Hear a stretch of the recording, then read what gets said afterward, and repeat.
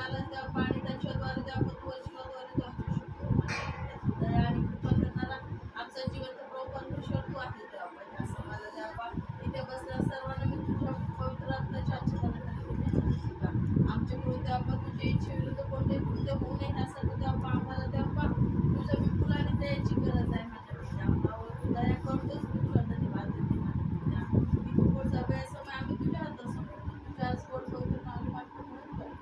आमेन. Very good. फार सुंदर प्रार्थना केली आमच्या ताईंनी. स्पर्श जाणवलं का कोणाला प्रार्थनेमध्ये? स्पर्श पवित्र आत्म्याचा जाणवला?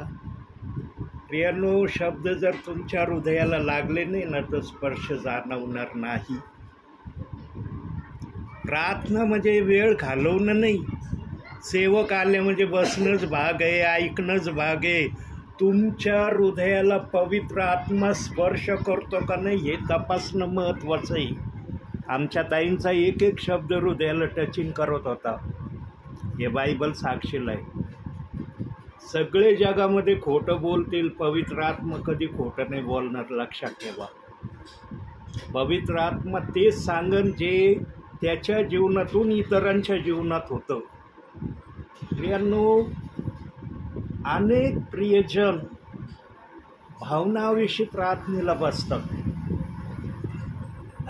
या ठिकाणी तुम्ही काय करत आहात ना प्रत्येक हिशोबवरती लिहिला जातोय.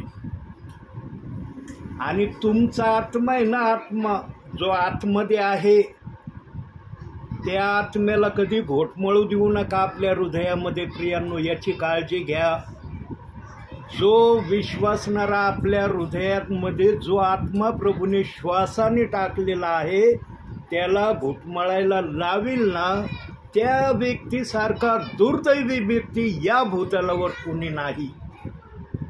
याचं उत्तर ऐकून घ्या.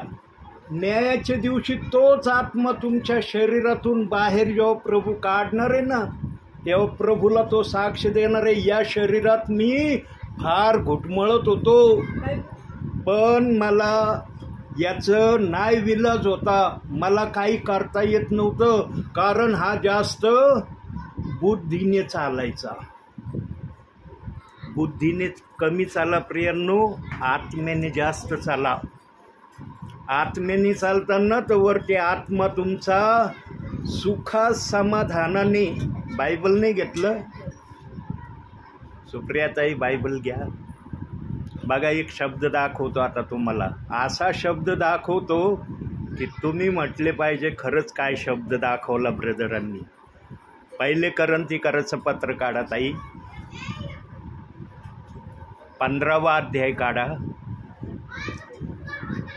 51-52 वचन वाचा. पहिले करंथीकराचं पत्र 15वा अध्याय 51-52 दोनच वचन वाचायचे. मी तुम्हास एक रहस्य सांगतो, आपण सर्वच महानिद्रा घेणार नाही, तरी आपण सर्वजण बदलून जाऊ. क्षणात निमिषात शेवटाला करणा वाचेल तेव्हा आपण करणा वाचेल. मेलेले ते अविनाशी असे उठविले जातील आणि आपण बदलून जाऊ. बघा प्रियांनो, देवाचा आत्मा सांगतोय की तुम्ही बदलून जाणार आहात. आत्ताच आमच्या ताईंनी वाचलं की तुम्ही बदलणारे लोक आहात. तुम्हाला बदलायचंय ना का असंच राहायचंय? जर बदलायचं असेल प्रियांनो तर इथं प्रभूसाठी काहीतरी करावं लागेल. वेतन जमा केलं तर वर वेतन मिळेल. इथंच वेतन जमा नाही केलं, प्रभूच्या दरबारात कोणत्या वेतनाची अपेक्षा कराल? प्रभू तो म्हणतो ज्याच्या त्याच्या कृत्याप्रमाणे माझ्याजवळ द्यायला वेतन आहे, पण तुम्ही वेतनच जमा नाही केलं. बघा, आता एक उदाहरण फॉर एक्झाम्पल देतो. आमच्या ताई सर्व्हिसला आहे, कोणत्याही सर्व्हिसला असू द्या. आमच्या ताईंना महिन्याच्या अखेरीला महिना संपल्यावर 1-2 तारखेला काय मिळतो? पेमेंट मिळतो आहे ना. का बरं कंपनी म्हणा किंवा गव्हर्मेंट म्हणा त्यांना पेमेंट का देतं? कारण त्यांनी महिनाभर काहीतरी केलेलं आहे म्हणून पेमेंट दिला जातो. त्या जर म्हणल्या मी सर्व्हिसला आहे आणि घरामध्येच बसून राहिल्या एकही दिवस ड्युटीला गेले नाही, पेमेंट निघन आमच्या ताईंचा निघल का? भल्या त्या सर्व्हिसला आहे परंतु ड्युटी अटेंड नाही केली, त्यांना पेमेंट मिळेल? नाही मिळणार. जर जगाचा नियम असा आहे प्रियांनो, तर वर प्रभूच्या दरबारामध्ये स्वर्गामध्ये काही नियम बियम आहे का नाही का? स्वर्ग असं आहे, इथून निघला की तिथं जायचं आणि आराम करायचं. काही विश्वासणाऱ्यांचा भ्रम झालाय की आम्ही इथून निघलो डायरेक्ट तिथं जाऊ. नाही जाणं होणार तिथं. अहो, स्वर्गाच्या दरवाज्यावर देखील तुमचं जाणं नाही होणार. आतमध्ये जाण्याचा तर प्रश्न फार दूरचा राहील, पण स्वर्गाच्या दरवाज्यावर एक चौकीदार उभा केलाय प्रभूंनी. ज्या चौकीदाराला तुम्ही आज मानित नाही, त्या चौकीदाराचं तुम्ही ऐकत नाही, त्या चौकीदाराच्या विरोधात काही बोलतात तुम्ही भावनाविषयी, आणि त्या चौकीदाराचं नाव आहे पेत्र. त्या पेत्राने सर्व जगाला पेंटिकॉस्टच्या दिवशी निरोप दिलाय, आणि तो निरोप आजपर्यंत या बायबलमध्ये आहे. आणि जो कुणी त्या निरोपाला आपल्या जीवनामध्ये घेईल त्याला आशीर्वाद मिळाल्याशिवाय राहणार नाही. पण जो कुणी त्या निरोपाला मानणार नाही, मग तो चौकीदार म्हणन पृथ्वीवर माझा निरोप ऐकला नाही ऐकला, थांबा इथं. एक वचन काढा सुप्रियाताई आता तुम्ही, मत्ते कृष्ण शुभवर्तमान. आता बघा सुप्रियाताई वाचतीला एक वचन, 16वा अध्याय काढा. मत्ते कृष्ण शुभवर्तमान 16वा अध्याय 19वं वचन. एकच वचन वाचा, नंतरचं वचन आमच्या रिबिकाताई वाचणार. मी तुला स्वर्गाच्या राज्याच्या किल्ले देईन, आणि पृथ्वीवर जे काही तू बंद करशील ते स्वर्गात बंद केले जाईल, आणि पृथ्वीवर जे काही तू मोकळे करशील ते स्वर्गात मोकळे केले जाईल. बघा काय वाचलं आमच्या सुप्रियाताईंनी. स्वर्गाच्या राज्याच्या किल्ल्या पेत्राला दिल्यात. का दिल्या किल्ल्या? येशूच्या खिशात किल्ल्या जड होत होत्या काय? जड होती ती चावी. एक इतकीशी क्षुल्लक चावी आमच्या येशूला खिशात ठेवणं किंवा हातात ठेवणं फार जड होत होतं. का दिली किल्ली? पवित्र आत्म्याने आपल्या समयात जेव्हा बायबलची जडणघडण करत होतं ना, हे आज प्रिंट होऊन आमच्याजवळ आलंय, पण जेव्हा जडणघडण याची होत होती, पवित्र आत्मा रचना करत होता कोणत्या ठिकाणी काय ठेवायचं आणि कोणत्या ठिकाणी काय नाही ठेवायचं. त्यावेळेला पेत्राचं चित्र जेव्हा पवित्र आत्म्याने पाहिलं, तर पेत्राच्या विरोधामध्ये हजारो लोक जाणार आहे ते पवित्र आत्म्याला त्या समयात दिसलं. प्रियांनो, पेत्राला अशी किल्ली दिलेली नाही. जो आत्म्याने सेवक येतो ना, त्याच्याजवळ आत्म्याचा निरोप असतो, तो बुद्धीचं नाही सांगत. आता मला माहिती का पवित्र आत्मा आपल्या समयात पेत्राविषयी काय बोलत होता, किंवा आपल्या समयात पवित्र आत्मा पेत्राविषयी काय अनुभव घेत होता. माझी बुद्धी एवढी ज्ञानी का एवढं सांगायला? पवित्र आत्म्याला जर जरुरी वाटलं ना तर तो सांगतो. कारण तुम्ही ना, हे बघा प्रियांनो, मी असं एक सेवक आहे, मी खरं बोलायला घाबरत नाही. माझा पवित्र आत्मा घाबरत नाही तर मी कशाला घाबरू? लोक खोटं बोलायला घाबरत नाही, पण मी खरं सांगायला घाबरत नाही. प्रियांनो, जीवनामध्ये कधीच इतक्या खालच्या पातळीला जाऊ नका की त्या खालच्या पातळीतून तुम्हाला वर येण्यास फार अडचण होईल. समजून घ्या पवित्र आत्मा काय तुम्हाला बोध आणि इशारा देतोय. इतकी खालची पातळी गाठू नका की त्या पातळीवरून तुम्हाला वर येण्यास फार त्रास होईल. त्या पातळीपर्यंत जरूर जा प्रियांनो, ज्या पातळीपर्यंत प्रभूने जायला तुम्हाला सांगितलंय, जरूर जा. कारण हरेकाला त्या पातळीपर्यंत जावं ही प्रभूची इच्छा आहे. पण इतकं खाली जाऊ नका की त्या ठिकाणातून तुम्हाला परत येता येणार नाही. आणि जो व्यक्ती त्या पातळीपर्यंत जातो ना, मग त्याच्यासाठी धोक्याची सिग्नल काय आहे ते बायबलमधून दाखवतो. आता आमच्या रिबिकाताई ती धोक्याची सिग्नल वाचतील. लोककृत शुभवर्तमान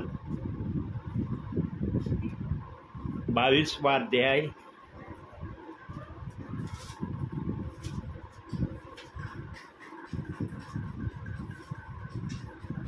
काढला. 31वं वचन वाचा.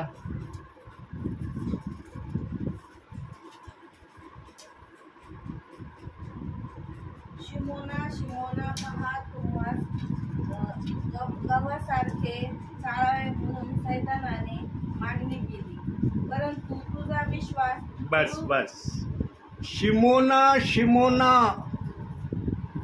पहा सैतानाने तुमची मागणी केली.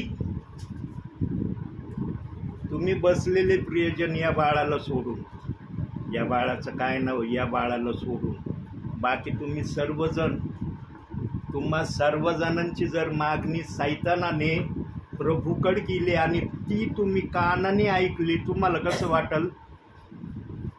छान वाटेल तुम्हाला? गौरव करताना प्रभूचा, धन्यवाद प्रभू, आमची मागणी सैतान करतो, आम्हाला खूप आनंद होतोय म्हणताल असं? पण वचनात तर सांगितलंय. मी कधी माझं मनचं काही सांगत नाही प्रियांनो. जे वचनात दिलंय तेच तुमच्या समोर ठेवतोय. माझं बायबल बघा कोणत्या ठिकाणी, अजून उघडे देखील नाही. प्रियांनो, अशा नाजूक समयामध्ये तुम्ही आलेले आहात आणि मी पण आलेलो आहे की हा नाजूक समय कोणत्याही समयाला समाप्त होणार आहे. कोणता नाजूक समय आलाय बघा जरा, वचनातून दाखवतो. प्रगटीकरण, आता आमच्या सुचिताताई वाचतील हे वचन, 14वा अध्याय 7वं वचन.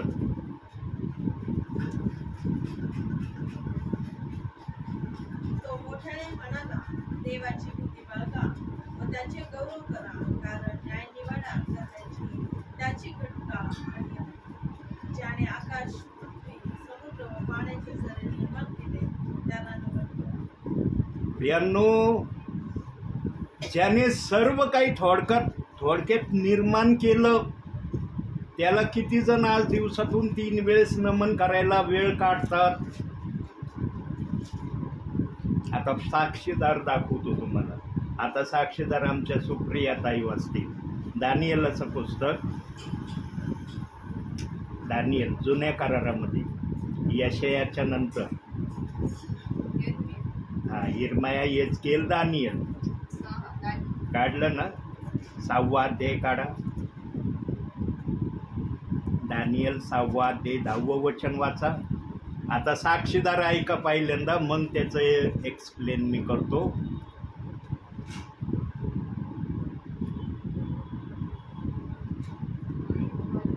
सहावा अध्याय 10वं वचन.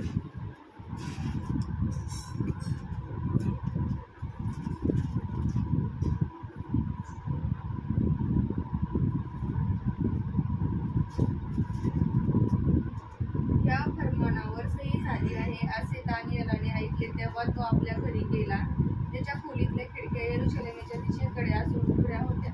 त्याने आपल्या नित्यक्रमाप्रमाणे दिवसातून 3दा गुडघे टेकून प्रार्थना केली व आपल्या देवाचा धन्यवाद केला. बघा हा साक्षीदार काय सांगतोय, आणि या साक्षीदाराने अख्ख्या जगाला साक्ष सांगितली. ही साक्ष फक्त त्याच्या स्वतःपुरती मर्यादित नाही. संदेष्टा होता, पण दिवसातून 3 वेळेस प्रार्थना करायचा. 3 वेळेस. नबूखदनेस्सर राजाने आज्ञा काढली होती. काय आज्ञा काढली होती? फार भयानक आज्ञा काढली होती प्रियांनो. ती आज्ञा नंतर वाचा तुम्ही, कारण याच्यामध्ये हे रेकॉर्डिंग होऊ राहिलेलं आहे. म्हणून ती आज्ञा काय होती नबूखदनेस्सर राजाने काढलेली, ती वैयक्तिकरित्या 1 ते 9 वचनामध्ये तुम्हाला ती वाचायला मिळेल. याच्यात रेकॉर्डिंग जर होत नसतं ना तर ती मी सांगितलं असतं तुम्हाला. प्रियांनो, प्रभूने आम्हाला समय ओळखून हे करा सांगितलेलं आहे ना. समय ओळखा कसा चाललाय, कोणत्या समयात तुम्ही आलेले आहात. ही बुद्धी आम्ही योग्य दिशेने जर वापरली ना तर जीवनामध्ये कधी आम्ही असफल होणार नाही. पण हिचा आम्ही वापर योग्य नाही केला ना, मग आमच्या जीवनाचं काय होईल सांगता येणार नाही. नबूखदनेस्सर राजाच्या आज्ञेविरुद्ध दिवसातून 3 वेळेस दानियल आपल्या प्रभू परमेश्वरासमोर गुडघे टेकून प्रार्थना करायचा. तो 2 मिनिटं करत होता का 2 घंटे करत होता हे आम्हाला माहिती नाही.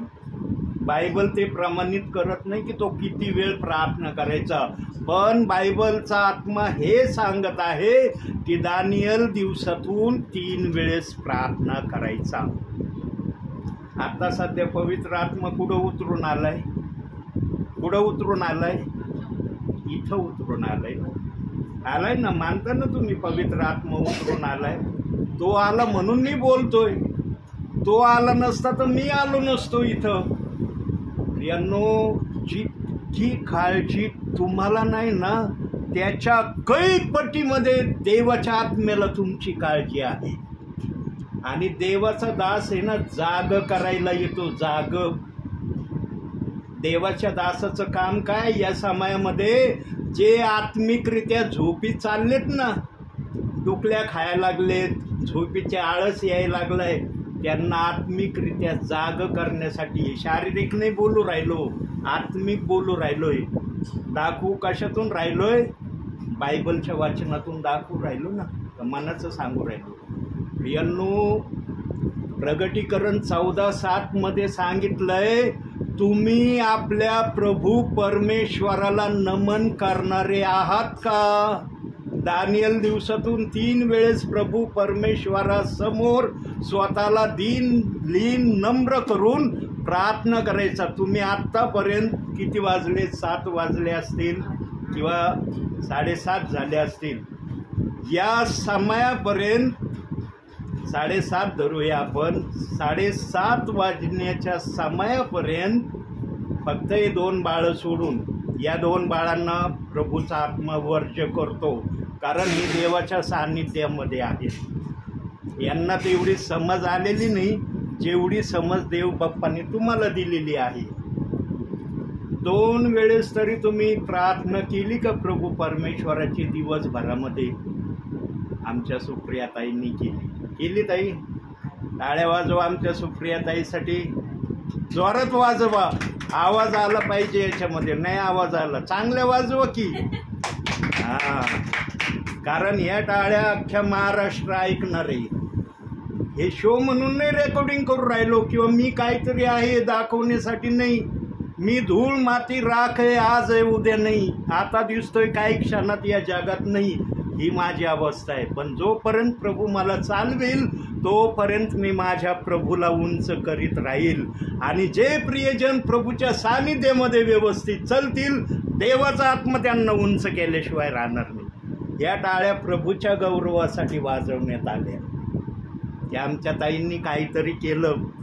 ताईंना 2 वेळेस प्रार्थना करण्याची आठवण झाली. आता 3ऱ्या वेळेस करतील का नाही ताई, त्यांच्या जीवाला माहिती, प्रभूला माहिती. पण प्रियांनो, प्रार्थना करणारे तुम्ही असा. प्रार्थना तुमच्या जीवनामध्ये फार महत्त्वाचं कार्य करते. प्रियांनो, ही जी प्रार्थनेविषयी देवाचा आत्मा बोलतोय ना तुमच्याशी, न्यायाच्या दिवशी याच प्रार्थनेचं वेतन तुम्हाला दिलं जाणार आहे. मग केवळ एक प्रार्थना एक वेतन आहे, मग सत्कार्य केलेले ते दुसरं वेतन आहे, त्यानंतर बायबल वाचन केलं ते 3रं कार्य आहे. आत्मिकरित्या तुम्ही जे जे केलंय प्रभूला आवडणारं त्याचं प्रतिफळ तुम्हाला दिलं जाणार. पण आज फार थोडे प्रियजन या गोष्टीमध्ये आज नम्र झालेले दिसत आहे. बहुसंख्य प्रियजन या गोष्टीच्या विरोधामध्ये स्वतःला घेऊन चालले. प्रियांनो, जगामध्ये तेवढंच रमणीय व्हा जेवढं देवबाप्पांनी सांगितलेलं आहे. त्याच्यापेक्षा अधिक जगामध्ये रमणीय होऊ नका. बघा, एक वचन आता आमच्या रिबेकाताई वाचतील. याकोबाचं पत्र 4था अध्याय 4थंच वचन. याकोबाचं पत्र 4था अध्याय 4थंच वचन.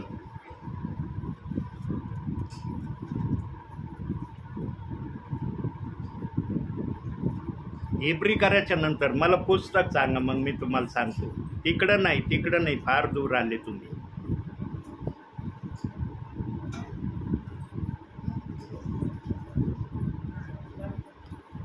4 अध्याय 4थंच वचन. अहो अविश्वासू लोकांनो, जगाची मैत्री ही देवाबरोबर वैर आहे, हे तुम्हाला ठाऊक नाही काय? जो कोणी जगाचा मित्र होऊ पाहतो तो देवाचा वैरी ठरला आहे. बघा देवाचं वचन काय सांगतंय. जो कुणी जगाचा मित्र होऊ पाहतो तो देवाचा वैरी झाला आहे किंवा होत आहे. आता सांगा तुम्हाला कोणत्या लिस्टमध्ये बसणं आवडेल? देवाच्या लिस्टमध्ये बसणं आवडेल का देवाच्या वैरी होण्याच्या लिस्टमध्ये बसणं आवडेल? देवाच्या लिस्टमध्ये. आमेन. असं देवबाप तुमच्या जीवनामध्ये सदैव करत राहू. यांनो, कधी देवाचे वैरी होऊ नका. देवाचे नेहमी मित्र राहा. आणि देव काय फार मोठं डोक्यावर ओझं घेऊन चालायला नाही सांगत त्याच्यासाठी. फक्त हे पवित्र शास्त्र दिलं ना, 24 तासामध्ये 1 अध्याय यातला वाचा. 1 अध्याय. सांगा, या पवित्र शास्त्रातला 1 अध्याय तुम्हाला वाचण्यासाठी किती वेळ लागेल? 1 घंटा लागतो सुप्रियाताई तुम्हाला 1 अध्याय वाचायला. बघा आमच्या सुप्रियाताई म्हणतात नाही 1 घंटा नाही लागत मला. प्रियांनो, तुमचं वाचन जर चांगलं असलं ना, तुम्ही 4 मिनिटात या 5 मिनिटात 1 अध्याय वाचू शकता. सांगा, जीवनामध्ये तुम्ही इतके बिझी आहात की तुम्हाला 10 मिनिटाचा वेळ देवाकरता काढता येत नाही. आहे का एवढे बिझी? प्रियांनो, या निरोप्याजवळ ना खरा देवापासून आलेला निरोप आहे. आत्म्याने खरेपणाने या निरोपाला हृदयात घेताल ना, हा निरोप तुम्हाला प्रकाशासारखा देवाच्या सानिध्यात घेऊन जाईल. पण आज काय झालंय माहिती आहे प्रियांनो? म्हणून मी नेहमी सांगतो, मी खरं बोलणारा दास आहे. आज काही जण ह्या कानाने घेतात, चले जाऊ. काही जण इथून घेतात, डायरेक्ट म्हणतात इथे ये बाबा, इकडून नको जाऊ, इकडून गेलं तर धोका आहे माझ्या जीवाला, डायरेक्ट इथं उतर. आणि ज्यांच्या हृदयात हे उतरतं ना, ते प्रियजन देवाच्या सानिध्यात गेल्याशिवाय राहत नाही. आज मला आमच्या सुप्रिया ताईविषयी बोलायला अभिमान वाटतो की 2 वेळेस आमच्या ताईंनी प्रार्थना केली. जेव्हा पण मी या ठिकाणी आलो प्रियांनो, हे बघा, माणसाची स्तुती ना वचन सांगतं माग व्हावी, पण देवाचा आत्मा हे पण नाही सांगत की तोंडावर स्तुती करू नको. कारण हे त्याचं प्रमाण असतं की दुसऱ्यांना ते आशीर्वादाचं कारण व्हावं, दुसऱ्यांना पाडण्याचं कारण नाही होत. देवाचा आत्मा कधीच कोणाला पाडित नाही प्रियांनो. देवाचा आत्मा कधीच कोणाविषयी ईर्ष्या ठेवत नाही. देवाचा आत्मा कधीच कोणाच्या विरोधातही जात नाही. देवाच्या आत्म्याची एकच इच्छा असते, जसं आमच्या ताईंना आशीर्वाद भेटले तसे तुम्हाला आशीर्वाद भेटावे. सांगा, इथं प्रार्थनेला बसला तर आशीर्वादासाठीच बसला ना. कोण बहीण किंवा कोण भाऊ म्हणून ब्रदर मी या ठिकाणी उगाच बसलो म्हणून बसलो, मला काही नाही पाहिजे याच्यातून. आहे का कोणी असं बोलणारं की मला काही नको, उगाच बसायचं म्हणून बसलो मी? यांनो, जो कोणी अशा अनुषंगाने बसण्याचा प्रयत्न करीतला, देवाचा आत्मा त्याला बसू देणार नाही. ध्यानात ठेवा हे वाक्य माझं, नेहमी लक्षात ठेवा. कुणाच्या मनात असा विचाराचं लहर जरी आली ना, देवाचा आत्मा थांबू नाही देणार. आणि मग तो दुष्टच आहे. तो म्हणणार आहे इतका ग्रेट विचार तुझ्या मनात आहे, चल निघ इथून बाहेर लवकर. यांनो, तुम्ही देवाची लेकरं आहात. येशूने आपलं रक्त सांडून तुम्हाला विकत घेतलंय. आज तुम्हाला देवाचं नाव घेण्याची परवानगी मिळाली येशूच्या कुर्बानीमुळं. नाहीतर सैतानाने जे एदेन बागेमध्ये कृत्य केलं होतं ना मनुष्यामध्ये घुसून, त्या कृत्याचा परिणाम एकच होता की आम्ही देवाच्या सानिध्यापासून कायमचं दूर राहणं. पण परमेश्वराने आपल्या एकुलते एक पुत्राला राखून न ठेवता आमच्यासाठी पाठवलं. आणि त्याने तेच केलं जे पित्याने त्याला सांगितलं होतं. म्हणून येशू ख्रिस्त नेहमी म्हणायचा, मी पित्याच्या नावाने आलेलो आहे आणि पिता मला जे सांगतो तेच मी करतो. आणखी एक शब्द दाखवतो. आता पुढचा शब्द आमच्या सुचिताताई वाचतील. इयोबाचं पुस्तक, फार महत्त्वाचा शब्द आमच्या ताई वाचणार आहेत. आता 34वा अध्याय 21वे वचन बघा. तिथं काय म्हणतोय प्रभू? प्रत्येकाला म्हणतोय बरं का, एकालाच नाही म्हणत, मला सुद्धा म्हणतोय. कारण देवाची दृष्टी प्रत्येकाच्या आचरणावर असते, त्याचे प्रत्येक पाऊल तो पाहतो. प्रत्येकाच्या आचरणावर देव बाप्पाचं लक्ष आहे.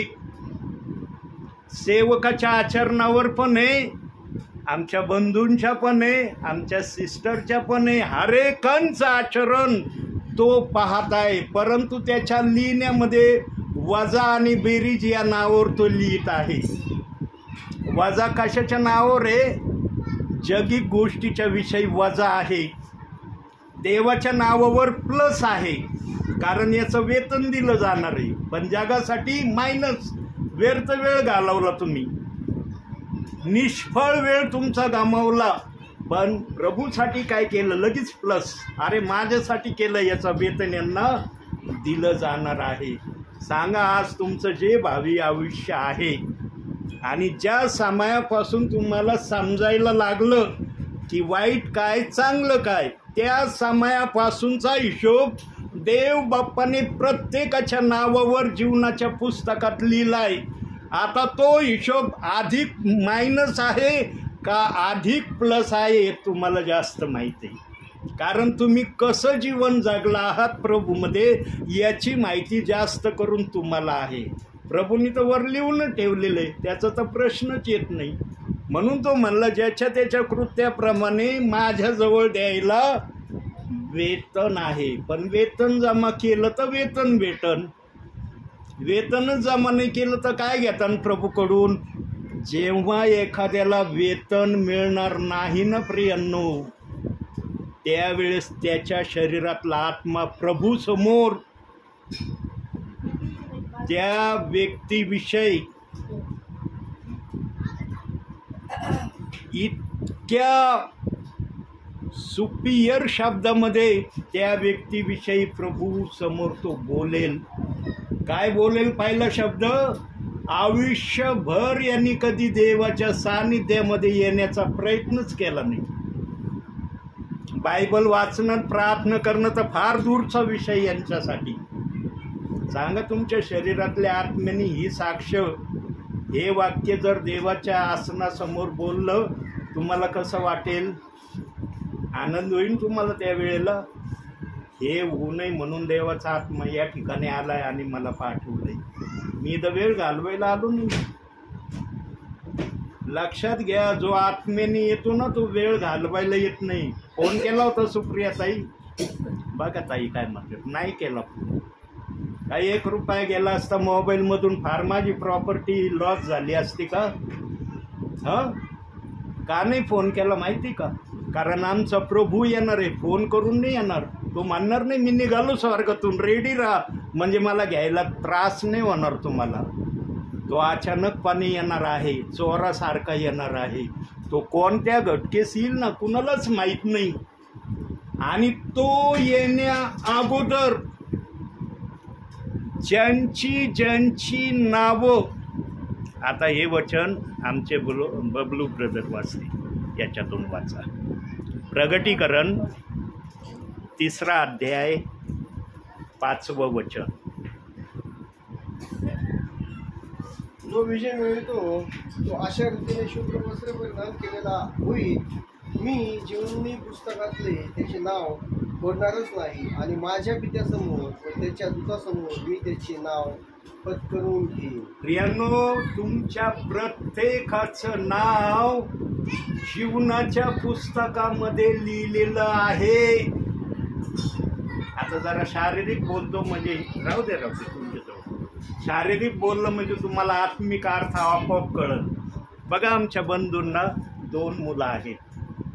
आमच्या बंधूंना सांगावं लागतं का मला 2 मुलं आहेत, आता यांच्यासाठी मी काय करू? दुसऱ्यांचा सल्ला घेतात का? मला 2 मुलं आहेत, यांना कसं वाढवायचं, यांना काय करायचं, यांची ठापटेप कशी ठेवायची, यांचं मन नेहमी आनंदी कसं ठेवायचं विचारतात कोणाला जाऊन.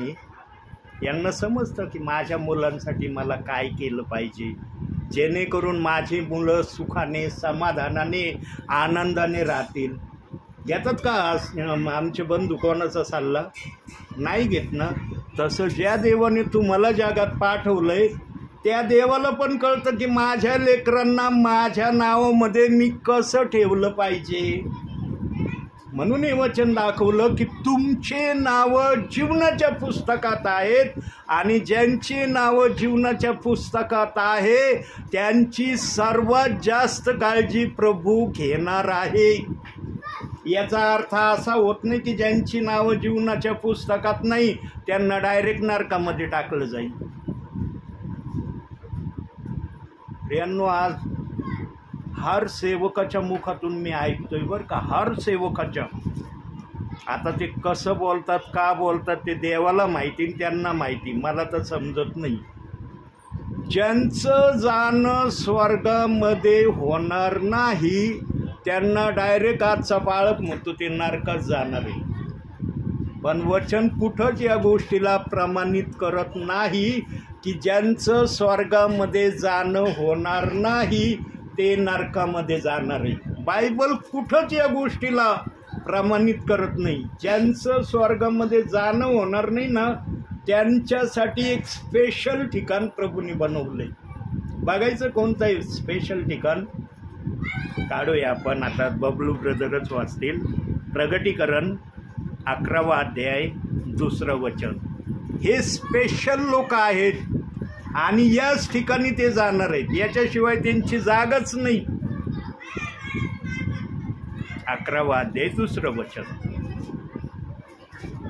तरी मंदिराबाहेरचे अंगण सोड, त्याचे माप घेऊ नको, कारण ते विदेशी लोकांस दिले आहे आणि पवित्र नगर ते 42 महिने तुडवितील. बस. मंदिराबाहेरचे अंगण सोड म्हणजे मंदिराच्या बाहेर बसणार आहेत ते. आमचं अंगण फार लिमिटेड असतं. आम्ही राहण्याचं ठिकाण मोठं करतो पण अंगण उगच आम्हाला जेवढं आवश्यक वाटन तेवढं आमचं अंगण असतं. वरचं अंगण तसं नाही आहे. वरचं अंगण विशाल अंगण आहे आणि त्या अंगणामध्ये हे प्रियजन जाऊन बसणार आहेत. पण आजचे पाळक म्हणतात डायरेक्ट नरकात जाणार आहे. वचन वाचणे आणि वचन समजणे या दोन गोष्टी देवबाप नरकामध्ये टाकणार आहे लोकांना, हे वचनात दिलंय. पण ते कोणते लोक आहेत? आमच्या सुप्रिया ताई वाचतील आता. प्रगटीकरण 20वा अध्याय 15वं वचन. हे ते प्रियजन आहेत प्रियांनो. शेवटचं पुस्तक प्रगटीकरण, शेवट एकदम लास्ट, उलटा पाना. 20वा अध्याय 15वं वचन. ज्या कोणाचे नाव जीवनाच्या पुस्तकात लिहिलेले सापडले नाही तो अग्नीच्या सरोवरात टाकला गेला. या आहेत ते प्रियजन. काही जणांचे जीवनाच्या पुस्तकात नावं असूनही त्यांना स्वर्गात जाता येणार नाही. ते प्रियजन नरकासाठी नाही, पण ज्यांनी येशू ख्रिस्तावर आपला भाव ठेवला नाही, विश्वास ठेवला नाही, बायबल त्यांच्याविषयी त्या ठिकाणी ते सांगत आहे. सांगा आता, ज्यांनी मुखाने येशू ख्रिस्ताला प्रभू आहे कबूल केलं, त्या हृदयात घेतलेल्या येशू ख्रिस्ताला येशू ख्रिस्त म्हणून का याला नरकात टाकणं आवश्यक आहे स्वर्गात जर नाही आला तर? हो प्रियांनो, ज्या जिभेने येशूला प्रभू मान्य केलंय ना त्या जिभेला प्रभू कधीच नरकात टाकणार नाही. आमचा प्रभू अन्यायी नाही, पक्षपाती नाही. प्रभूने आपल्या वागण्याचं प्रमाण देखील बायबलमध्ये सांगून ठेवलेलं आहे. हा, ते वचनाप्रमाणे नाही चालले म्हणून स्वर्गात नाही आले, पण वचनाप्रमाणे नाही चालले याचा अर्थ ते नरकात जाणार आहे असं बायबल सांगतच नाही. बायबलचा आत्मा म्हणतो यांनी माझा स्वीकार केला पण वागले नाही तसे, म्हणून स्वर्गात नाही यांना एंट्री, स्वर्गाच्या बाहेर. पण जे आलेच नाही प्रभूमध्ये त्यांच्यासाठी ते वचन आहे. वचनाची परिभाषा समजत जा प्रियांनो, की आम्ही काय ऐकू राहिलोत आणि कसं ऐकू राहिलोत. म्हणून प्रभू म्हणला, शेवटल्या काळी माझ्या नावाने पुष्कळीतील. जे पुष्कळीतील ना काय सांगतील ध्यान देऊन ऐका. वचनाप्रमाणे सांगतात का बुद्धीप्रमाणे सांगतात. आणि देव बाप्पाने तुम्हाला पवित्र आत्म्याच्या दानाची कृपा यासाठी पुरवली की बोलणारा पवित्र आत्म्यातून बोलतोय का बुद्धीतून बोलतोय. पवित्र आत्मा तुम्हाला समज देतो. तुम्ही पण असे नाही, रिकामे नाही प्रियांनो. पण तुमचं लक्ष जर प्रभूकडे असलं तर तुम्हाला कळल. पेत्र जोपर्यंत प्रभूला पाहत होता पाण्यावर चालला, पण जेव्हा इकडं आणि इकडं पाहिलं लगेच खाली जायला लागला. आहे ना उदाहरण बायबलमध्ये. जवळ प्रभूकडे पाहत होता पाण्यावर चालला होता, कळतच नव्हतं मी कुठं चाललो. इकडं आणि इकडं नजर गेली लगेच खाली. वाचवा प्रभू, मी डुबायला लागलो. तुमचं पण ध्यान प्रभूपासून हटलं ना, तुमची पण आत्मिक दशा हीच आहे. आणि ही दशा होऊ नये म्हणून या दासाला प्रभू म्हणतो, बाळा जा जा, मला आज त्या माझ्या प्रिय लेकरांना निरोप द्यायचा आहे. होतं का माहिती सुप्रियाताई मी येणार आहे? बघा आमच्या ताई काय म्हणतं, नव्हतं माहिती मला. एक दिवशी प्रभू येशू असाच येणार आहे. आणि मागील 2 ते 3 संदेशामध्ये मी विशेष करून देवाच्या आत्म्याने हे सांगितलंय की आमच्या प्रभू येशू ख्रिस्तांनी दुपारी यावा. दुपारी 2च्या नंतर यावं. 2 संदेशामध्ये मी सांगितलंय प्रियांनी. का यावं म्हणून सांगितलं माहिती आहे का? कारण आमचे ख्रिस्ती विश्वासणारे 100मध्ये 80% विश्वासणारे दुपारचे झोपा घेतात. ते म्हणतात दुपारचा वेळ झोपण्यासाठी आहे, बाकी त्या वेळेचा काहीच उपयोग नाहीये. प्रियांनो, दुपारचा वेळ गोल्डन वेळ आहे तुमच्यासाठी. गोल्डन, अति गोल्डन वेळ आहे. बघा सध्या उन्हाचा पारा वाढलाय. दुपारच्या वेळेला तुम्हाला कोणाचाच आवाज ऐकायला येणार नाही. कोणाच्याच घरामध्ये TV संच देखील कोणी चालवित नाही दुपारचं. ते म्हणतात नको, ऊन फार झालंय, शांतता राहू द्या घरामध्ये. आणि ज्या घरामध्ये शांतता, ज्या मोहल्ल्यामध्ये शांतता, त्या ठिकाणी जर तुम्ही बायबलचं एक अध्याय वाचायला घेतलं तर पवित्र आत्मा किती तुमच्याशी बात करील. पण विचारच येत नाही ना, मला झोप फार येते, मला झोप खूप आवडते, झोपेवर माझं फार प्रेम आहे, माझ्या जीवापेक्षा अधिक माझं झोपेवर प्रेम आहे. प्रियांनो, 80% प्रियजन झोपल्याशिवाय राहत नाही. आणि काही प्रियजन तर त्या पुढचे आहेत. ते म्हणतात 6 वाजल्याशिवाय मला कळतच नाही की दुपार गेली म्हणून. 6 वाजल्यावरच मला कळतं अरे दुपार गेली बरं का, आता काहीतरी वेगळा वेळ झालाय.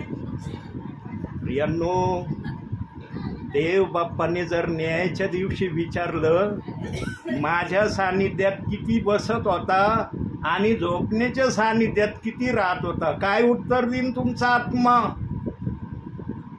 विचार करा प्रियांनो, गंभीरतेने विचार करा. आज सांगितलं जात आहे, पण न्यायाधीशांनी जर विचारलं तुम्हाला तर काय उत्तर देईन तुमचा आत्मा? काहीतरी बोलण्यासाठी आत्म्याजवळ काहीतरी ठेवा प्रियांनो, की त्या आत्म्याला काहीतरी प्रभूला सांगता येईल की या शरीरात मला हा आनंद याच्यापासून मिळाला. पण एखाद्याचा आत्मा जर म्हणला या शरीरात मला काहीच आनंद नाही मिळाला, मी घुटमळत होतो या शरीरामध्ये. म्हणून सुरुवातीलाच बोललो ना हे वाक्य पवित्र आत्म्यातून की काही प्रियजनांच्या शरीरामध्ये आत्मा घुटमळत आहे, बेचैन आहे तो आत्मा. अरे हे प्रभूच्या सानिध्यात का बसत नाही? दुसऱ्या गोष्टीमध्ये हर वेळेला यांचा जवळ वेळ आहे, पण प्रभूच्या सानिध्यामध्ये बसण्यासाठी यांच्याजवळ वेळच नाही. प्रियांनो, जागे व्हा.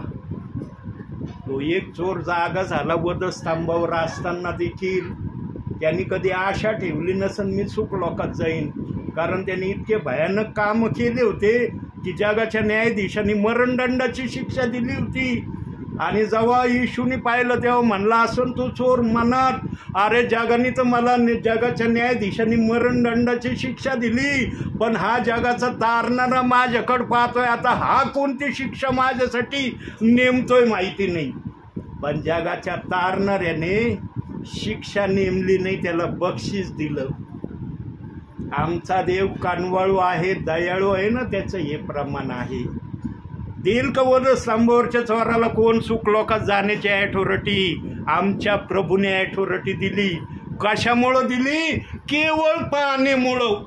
येशूनी पाहिलं, त्यांनी पण पाहिलं, पण येशूचं पाहणं त्याच्याकडं दयेचं होतं, पण या चोराचं पाहणं करुणेचं होतं. माझ्यावर करुणा कर, मी मरणार आहे, आता माझा श्वास नाकात आलाय, माझ्यावर दया कर. जगाच्या न्यायाधीशांनी तर मरणदंड दिलंय, पण तू पण भयानक शिक्षेचं प्रावधान नको करू माझ्यासाठी, काहीतरी चांगलं माझ्यासाठी कर. म्हणून देवाने त्याच्या मुखात शब्द पाठवला. नाही तर जन्मभर वाईट काम करणाऱ्याला इतका छान शब्द डोक्यात येईल का? तू आपल्या राजवैभवाने येशील तेव्हा माझी आठवण कर. इतका ब्रिलियंट होता का तो चोर? इतके ब्रिलियंट वाक्य त्याच्या मनामध्ये यायसाठी, पण देवाच्या आत्म्याने तो शब्द पाठवला आणि येशूने त्या शब्दाचं उत्तरही दिलं. आजच मज बरोबर सुख लोकात असशील, आणि तो सुख लोकात येईल, पण डावीकडं जगामध्ये रमणीय होता. अरे पाहतोस ना तू, मी पण बघतो तुला, तू घायाळ आहे, मी घायाळ आहे. येशू म्हणला हा उपयोगाचा नाही माझ्या. तो चोर डावी काढा कुठे कोणाला माहिती नाही, पण उजवी काढा कुठे हे आम्हाला माहिती आहे. प्रियांनो, तुम्हाला पण स्वर्ग म्हटलेल्या ठिकाणी जाण्यासाठी प्रवास करू राहिलात ना तुम्ही? करतात की नाही प्रवास? दिवसातून एकदा म्हणा, दोनदा म्हणा, किंवा फार तर 3दा म्हणा, प्रार्थना करत जा. बायबल शक्यतो वाचत जा प्रियांनो. एक अध्याय वाचायला काही एक हरकत नाही 24 तासामध्ये. माझ्या माहितीप्रमाणे एकापेक्षा अधिक वाचलं तर वेल अँड गुड. आता आमच्या सुप्रियाताईंनी बायबल वाचून प्रार्थना केली का केवळ प्रार्थना केली त्यांना माहिती, पण आमच्या ताईंनी जर 24 तासात एक अध्याय वाचला तर त्यांच्या शरीरातल्या आत्म्याला जीवन मिळणार आहे. आता एक प्रश्न करतो, हात वर करायचा बरं का? बघू आता किती जण हात वर करते तर किती जण हात खाली ठेवते. आणि हे हात पवित्र आत्मा बघणारे. इथं मी प्रार्थनेला येण्या अगोदरपर्यंत किती प्रियजनांनी अन्नाचा एकही घास खाल्लेला नाही? हात वर करा. 2 जणांचे टाईट हात वर करा. हे कदाचित फास्टिंगमध्ये अच्छा.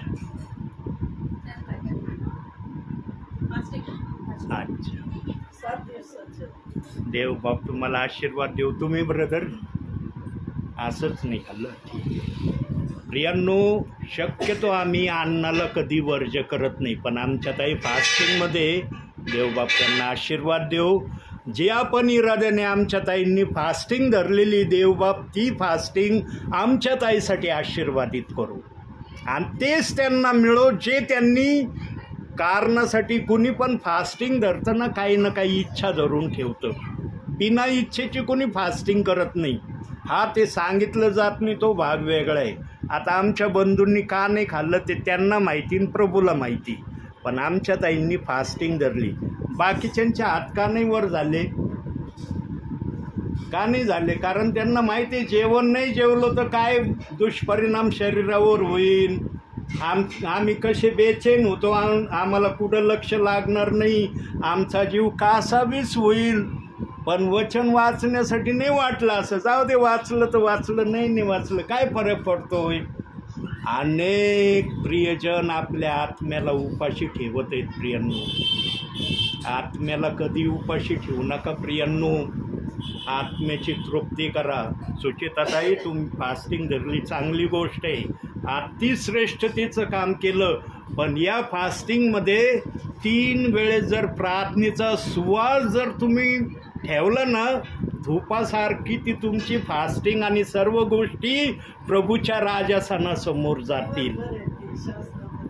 फक्त 3 वेळेस फास्टिंगमध्ये शक्यतो बायबल वाचून 1 अध्याय वाचा, 1 पॅरेग्राफ वाचा, 1 वचन वाचा. ते तुमच्यावर आहे, तुम्हाला किती वाचण्याची इच्छा होते त्याच्यावर अवलंबून. पण बिना बायबल वाचन करता, प्रार्थना न करता फास्टिंग धरली, मग प्रभू म्हणशील कोरडी फास्टिंग धरली. आम्ही जेवण करतोय ना, पाणी पितो का नाही? कोण म्हणतं का मी पाणी नाही पिणार, जेवण जेवलं, मला पाण्याची काही गरज नाही? तसं प्रिय हो, त्याचा 5वा अध्याय त्यातून देवबापाने हेच वचन दिलं. म्हणून जर कोणी ख्रिस्ताच्या ठायी असेल तर नवी उत्पत्ती आहे, जुने ते होऊन गेले, पहा नवे झाले आहे. देवाने मला आज वचन. आमेन आमेन. आणि म्हणून देवबाप काय म्हणतो, आम्ही दृष्ट गोष्टीकडे विश्वास नाही करू, अदृश्य गोष्टीकडे आणि त्या वचनावर आम्ही विश्वास करू. आज त्या प्रार्थनेमध्ये आमेन आमेन. देवबाप मला खूप खूप खूप आशीर्वाद देऊ आणि तुम्ही भावी जीवनामध्ये शारीरिकरित्या आत्मिकरित्या दोही जीवनामध्ये यशस्वी हो. प्रियांनो, मनुष्य नेहमी यशस्वी होण्यासाठी प्रभूमध्ये वाटचाल करतो. सांगा तुम्ही विश्वास धरलाय, काही ना काही टार्गेट आहे ना, की मला प्रभूच्या दरबारात जायचंय, आहे ना काहीतरी विषय, का असंच विश्वास ठेवलाय, काय नाही मनात आलो प्रभूकडं, आहे का असं?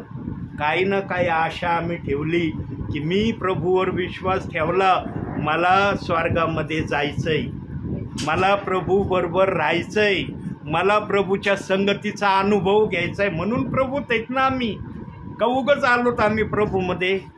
आमच्या ताईंनी फास्टिंग धरली, काही त्यांचा विषय असू दे, पण विषय आहे म्हणूनच फास्टिंग धरली ना. मी बोलतोय वचनातून, मी फास्टिंग नाही धरली. मी माझं सांगतो, मी माझं लपवित नाही. मी जरी वचन शेअर करतोय ना, पण मी फास्टिंगमध्ये नाही, मी फास्टिंग धरलेली नाही. पण देवाचा आत्मा मला म्हणला बोल, म्हणून मी बोललो. कारण देवाच्या आत्म्याला माहीत होतं कुणीतरी फास्टिंगमध्ये आहे. मला नव्हतं माहिती ते. मला वाटलं एकही जण नसन कशामध्ये. अन्नाचा विषय निघाला, आमच्या ताईंनी हात वर केला. मी म्हटलं असंच अन्न नसन खाल्लं, पण त्यांनी सांगितलं फास्टिंग. आमच्या बंधूंनी सांगितलं, त्यांनी नाही खाल्लं, त्यांच्या जीवाला माहिती. पण बाकीचे प्रियजन म्हणले का आम्ही नाही जेवलो. मी देखील हातवर केला का की मी पण अन्नाचा एक घास नाही खाल्ला म्हणून. यांनो, आम्ही शरीराची फार काळजी घेतो, शरीराचा आम्ही खूप लाड करतो. आमच्या जिवंत देवाचा आम्ही असा लाड करणं आणि आमच्या प्रभूच्या आज्ञेत राहणं, या गोष्टी जर केल्या आम्ही आमच्या भावी जीवनात, आमचं स्वर्गामध्ये जाणं अतिशय सोपं होणार आहे. सांगा, तुमचं जाणं सोपं व्हावं का अवघड व्हावं? सोपं व्हावं ना.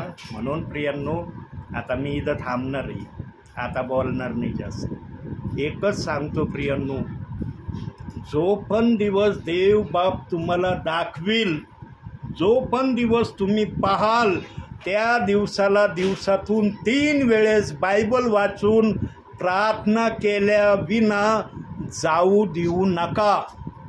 कमीत कमी 1 पॅरेग्राफ वाचा. जर 1 अध्याय तुम्हाला फार जड वाटत असला, 1 पॅरेग्राफ वाचा. 1 पॅरेग्राफ पण तुम्हाला फार जड वाटत असला, 1 वचन वाचा. एक वचन वाचायला तर काय हरकत कोणाला होणार नाही. पण बायबल वाचन आणि प्रार्थना याच्या विना दिवसाला मावळू देऊ नका, किंवा तो दिवस चेंज होऊ देऊ नका. आजच्या दिवसानंतर जर देवाची ही आज्ञा तुम्ही पाळली ना प्रियांनो, वरती याचं बक्षीस सर्व प्रियजना समवेत तुम्हाला दिलं जाईल. आणि काय बक्षीस असणार आहे ते दाखवतो. ते बक्षीस आता, ते बक्षीस आमच्या काय नाव सुचिताताई वाचतील, कारण त्या फास्टिंगमध्ये आहेत.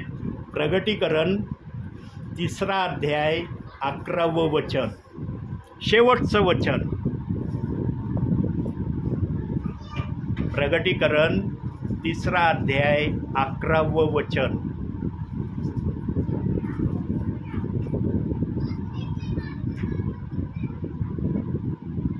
मी लवकर येतोय, तुझ्याजवळ आहे ते दृढ धरून राहा. देवाने दृढ धरून राहायला काय सांगितलंय तुम्हाला? 3 वेळेस प्रार्थना करा, 3 वेळेस बायबलचं एक तरी वचन वाचा. करताल का देव बाप्पासाठी? आजपासून किती जण करतील? हात वर करून दाखवा. मी माझा पण हात टाईट हात वर करा भाऊ. मला ते असे लुचकुचे हात नाही आवडत.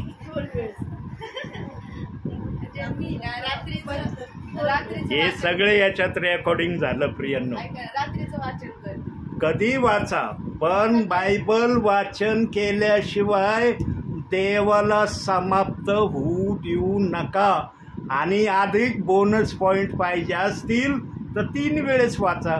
बोनस पॉईंट नसतील लागल, फक्त वेतन पाहिजे असेल तर 1 वेळेस वाचा. वाचणं तुम्ही ठरवा, बोनसासह घ्यायचं का फक्त वेतनासह घ्यायचं ते तुमच्यावर. पण बायबल न वाचता दिवसाला समाप्त होऊ देऊ नका. मी देवाचा सेवक असून रोज बायबल वाचल्याशिवाय, प्रार्थना केल्याशिवाय नाश्ता करत नाही. आज देखील मी सकाळी प्रार्थना आणि झाल्याशिवाय नाश्ता केला नाही. आणि हे मी 1982 सालापासून करतोय. मी नवीन प्रभूमध्ये आलो होतो. मला तर कुणी शिकवायला नव्हतं की असं कर. परंतु देवाने जो माझ्यावर उपकार केला होता ना, मरणाच्या दरबारातून देवबाप्पांनी मला परत आणलेलं आहे. मला माहिती आहे मी मरणाच्या दरबारात गेलो होतो, पण देव म्हणलं याला इतक्या लवकर घेणं योग्य नाही, म्हणून मला खाली परत पाठवलं. ते म्हणलं जागा नाही तुझ्यासाठी, नो एंट्रीचा बोर्ड आहे, परत जा खाली. आलो खाली. आणि खाली आल्यावर मग देव मला जे सांगत गेला तेच मी करत राहिलो. 82 सालापासून बायबल वाचन प्रार्थना करून झाल्यावरच नाश्ता करतोय. ते आजच्या दिवसापर्यंत मी करतोय.